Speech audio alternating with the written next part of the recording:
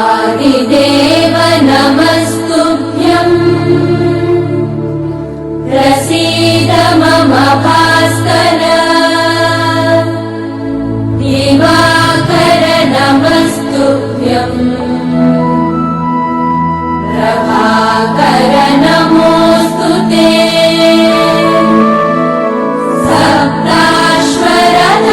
सप्ताश्वरथमारूढम् प्रचण्डं कश्यपात्मजम् श्वेतपद्मधरं देवम् तं सूर्यं प्रणमाम्यहम् लोहितं रथमारूढम् सर्वलोकपितामहम्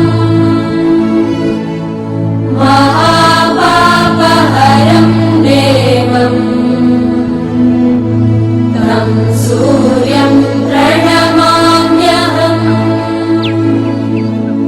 त्रैगुण्यं च महाशूरम् ब्रह्म विष्णु महेश्वरम् महापापहरं देवम् तं सूर्यं प्रणमाम्यहम्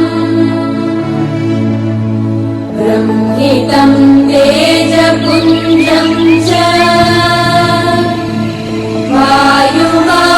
वायुमाकाशमेव च प्रभुं च सर्वलोकानां तं सूर्यं प्रणमाम्यहम्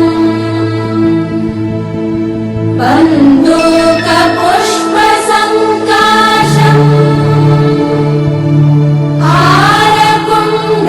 हारकुण्डलभूषितम् एकचक्रधरं देवम् तं सूर्यं प्रणमाम्यहम् तं सूर्यं जगत्कर्तारम्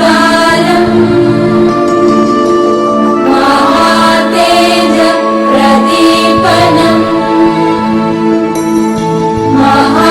महापापहरं देवम् तं सूर्यं प्रणमाम्यहम्